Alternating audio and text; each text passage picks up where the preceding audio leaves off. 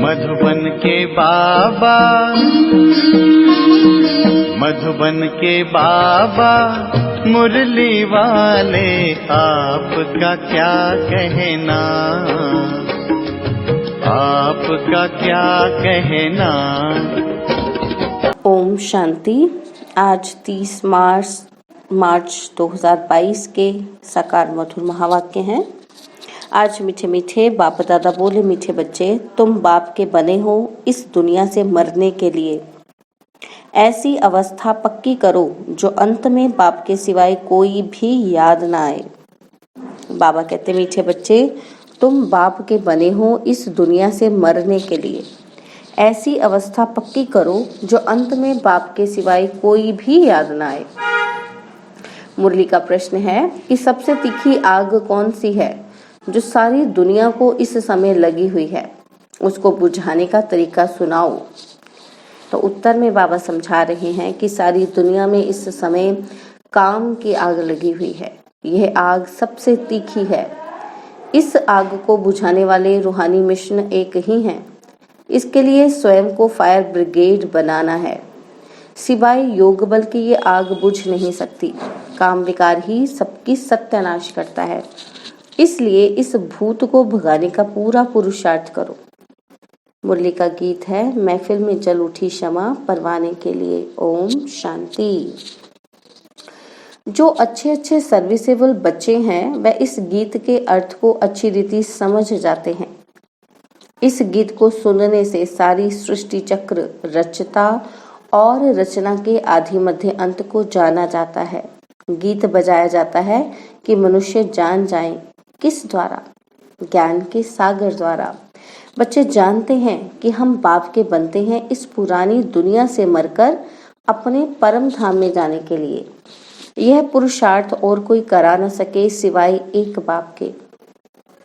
बाप कहते हैं, मेरा बनने से तुमको इस दुनिया से मरना होगा।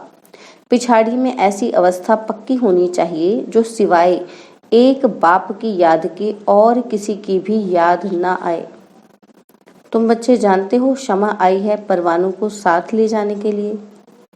परवाने तो ढेरों के ढेर हैं।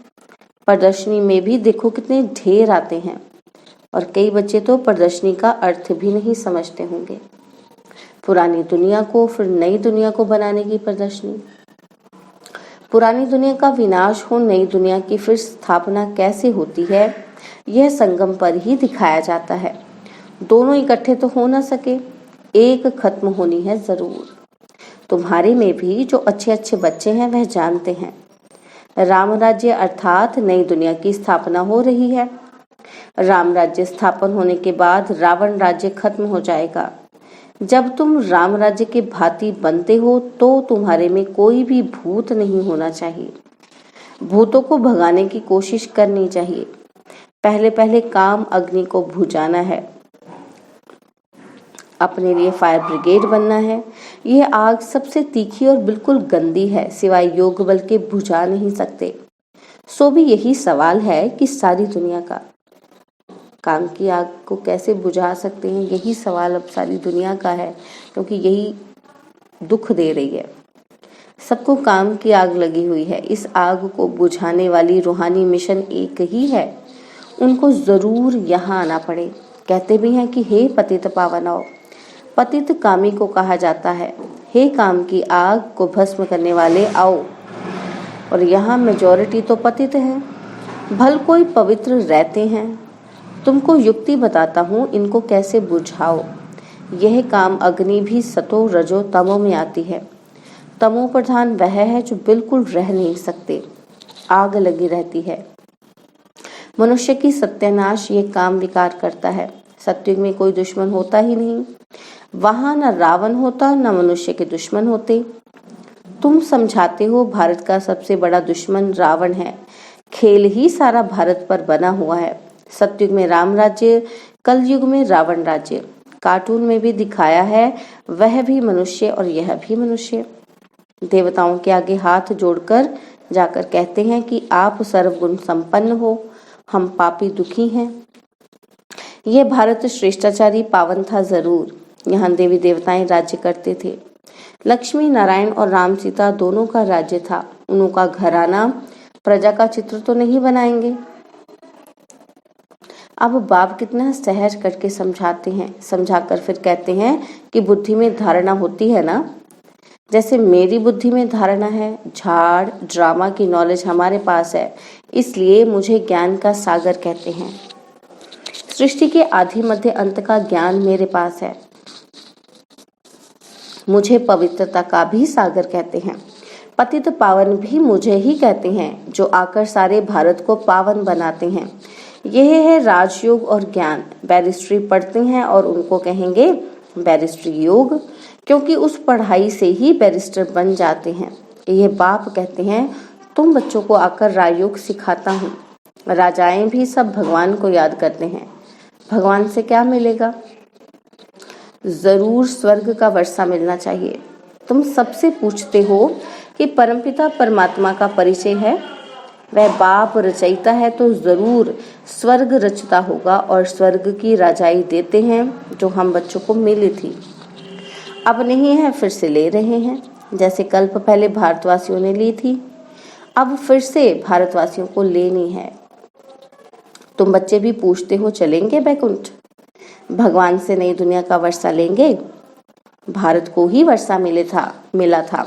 अब नहीं है तो और कोई को मिल न सके, क्योंकि भारत ही भगवान की जन्मभूमि है। तो चैरिटी बिगिंस एट होम, यहाँ वालों को ही देंगे।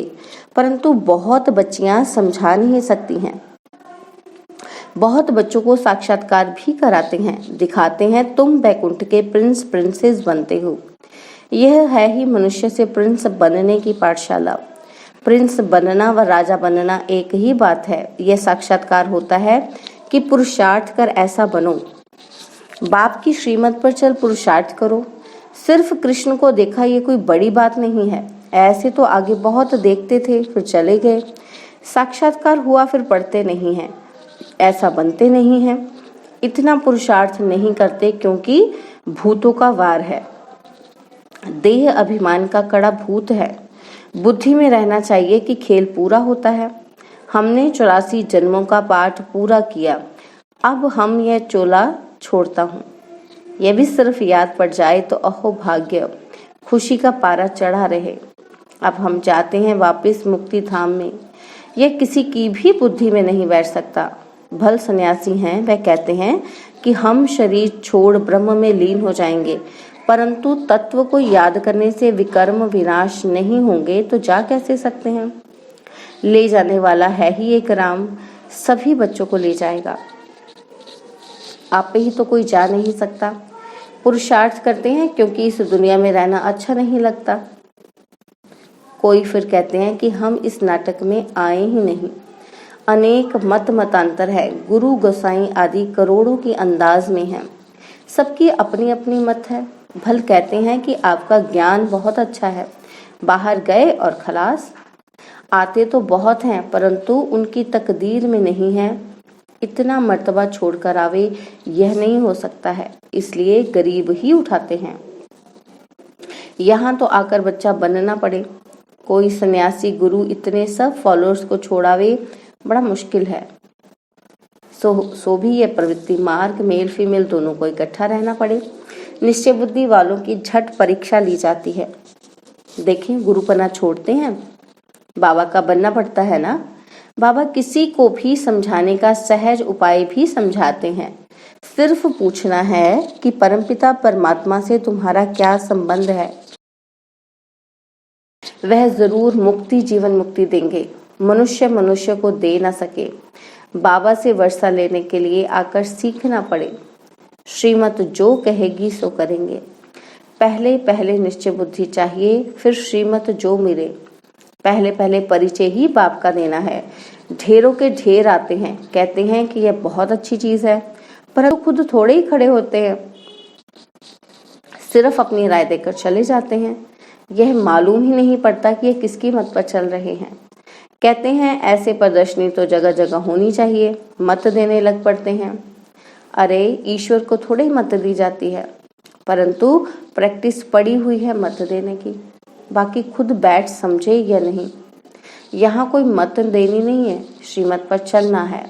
पहले बाप का बनना है, फिर जो श्रीमत दें कि ऐसे कोई को समझाओ। फिर जब किसी को समझावें वह लिख कर दे कि मुझे तो श्रीमत पर चलना है, तब समझे कि कुछ ठीक समझा है। आते तो ढेर है, परंतु अच्छी तरह समझते नहीं हैं, ज्ञान के मतवाले बनते नहीं। इस समय सब है भक्ति के मतवाले, जप तप पाठ आदि सब भक्ति के लिए करते हैं। भगवान कहते हैं कि आधा कल्प तुमने भक्ति की है भगवान से मिलने के लिए।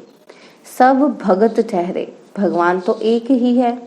एक को ही कहते हैं पतित पावन, तो खुद भी सब पतित ठहरे। ये है रावण राज्य, इस कल्प के संगम का ही गायन है। कल्प के संगम युगे युगे बाप आते हैं। सतयुग है कल्याणकारी स्वर्ग और कलयुग है अकल्याणकारी नरक। रावण है अकल्याणकारी और राम है कल्याणकारी। यह नॉलेज बच्चों की बुद्धि में टपकनी चाहिए, ओना रहना चाहिए कि जाकर विचारों का कल्याण करें। कोई कोई में ऐसी खामी है जो उनसे सब हैरान हो जाते हैं। कहते हैं बाबा फलाने में ये अवगुण है। बहुत समाचार आते हैं, बाबा का कहना है समाचार दो तो सावधानी मिले। कोई अवगुण होगा तो सर्विस कम करेंगे। आजकल पढ़े लिखे विद्वान पंडित तो बहुत हैं, वह बहुत तीखे हैं। कच्चे बच्चों को का तो माथा ही खराब कर दें, इसलिए तीखे तीखे बच्चों को बुलाते हैं। समझते हैं ये हमारे से होशियार हैं। प्रदर्शनी से भी बाबा समाचार मंगाते रहते हैं। कौन कौन अच्छी सर्विस करते हैं, इसमें बड़े होशियार चाहिए। कोई बोले तुम शास्त्र आदि पढ़ते हो, बोलो यह तो हम जानते हैं, या वेद शास्त्र जन्म जन्मांतर सब पढ़ते आए हैं। अभी हमको बाबा का डायरेक्शन है कि कुछ और नहीं पढ़ो। मैं जो सुनाऊं वह सुनो, मेरी मत पर चलो, मुझे याद करो तो विकर्म विनाश होंगे। अभी मौत सामने खड़ा है, मैं आया हूँ तुमको ले जाने के लिए। मैं तुम्हारा बाप हूँ, तुमको मुक्ति जीवन मुक्ति दूंगा। हर एक को ड्रामा अनुसार पहले मुक्ति में जाना है, फिर जीवन मुक्ति सतो प्रधान में आते हैं। इसलिए कहा जाता है सर्व के सदगति दाता सर्वोदय। सर्व में सारी दुनिया आ जाती है। सर्व माना सारी दुनिया का बाप समझाते हैं। वह सब है अल्पकाल हद की सर्विस करने वाले। बेहद का सर्वोदय लीडर तो एक ही है, सारी विश्व पर दया कर विश्व को बदलने वाला है। तुम जानते हो बाबा हमको विश्व का मालिक बनाने आए हैं। एवर हेल्दी वेल्दी बन जाएंगे, परंतु इतना भी किसी को बुद्धि में नहीं बैठता। 2 अक्षर भी बैठे तो अच्छा है। हम भगवान बाप के बच्चे हैं। भगवान से स्वर्ग का वर्षा मिलना चाहिए। मिला हुआ था, अब नहीं है, फिर मिल रहा है। बाप कहते हैं मुझे याद करो, वर्षे को याद करो। 1-2 को यही मंत्र दो कि मैं तुम्हारा बेहद का बाप हूँ। धर्म स्थापना के लिए धक्के तो खाने पड़ते हैं। बुद्धि में ये रहना चाहिए कि अब नाटक पूरा होता है, बाकी थोड़ा समय है, जाना है अपने घर, फिर हमारा नए सिरे पाठ शुरू होगा। यह बुद्धि में रहे तो बहुत अच्छा। तुम बच्चों के कदम कदम में पदम भरे हुए हैं। बड़ी जबरदस्त कमाई है। खुद भगवान कमाई करने की राय देते हैं। राय पर चलने से स्वर्ग में तो पहुंच जाते हैं, परंतु स्वर्ग में भी फिर ऊंच पद पाना चाहिए। यह कमाई है चुपचाप करने की। कर्मेंद्रियों से कर्म करो, परंतु दिल साजन की तरफ हो, बस बेड़ा पार है। बड़ी जबरदस्त कमाई है। बाप की सर्विस में रहने से ऑटोमेटिकली बहुत आमदनी होती है। अच्छा, मीठे मीठे सिकिलदे बच्चों प्रति माता पिता बाप दादा का याद प्यार और गुड मॉर्निंग। रूहानी बाप की रूहानी बच्चों को नमस्ते। हम रूहानी बच्चों की रूहानी बाप दादाजी को दिलवा जान सिकवा प्रेम से नमस्ते। ओम शांति। प्यारे बाबा, मीठे बाबा, मेरे बाबा, शुक्रिया बाबा, शुक्रिया बाबा, शुक्रिया बाबा। धारणा के लिए मुख्य सार है। पहला पॉइंट है, अब ये नाटक पूरा हुआ, हमें वापस मुक्ति धाम में जाना है। इस खुशी में रह पुरानी देह का अभिमान छोड़ देना है। और सेकंड पॉइंट है, एक बाप की मत पर चलना है। बाप को अपनी मत नहीं देनी है, निश्चय बुद्धि बन बाप की जो श्रीमत मिली है उस पर चलते रहना है। और बाबा ने आज वरदान दिया, भिन्न भिन्न स्थितियों के आसन पर एकाग्र हो बैठने वाले राजयोगी स्वराज्य अधिकारी भव। भिन्न भिन्न स्थितियों के आसन पर एकाग्र हो बैठने वाले राजयोगी स्वराज्य अधिकारी भव। राजयोगी बच्चों के लिए भिन्न भिन्न स्थितियां ही आसन है। कभी स्वमान की स्थिति में स्थित हो जाओ तो कभी फरिश्ते की स्थिति में, कभी लाइट हाउस माइट हाउस स्थिति में, कभी प्यार स्वरूप लवलीन स्थिति में। जैसे आसन पर एकाग्र होकर बैठते हैं ऐसे आप भी भिन्न भिन्न स्थिति के आसन पर स्थित हो वैरायटी स्थितियों का अनुभव करो।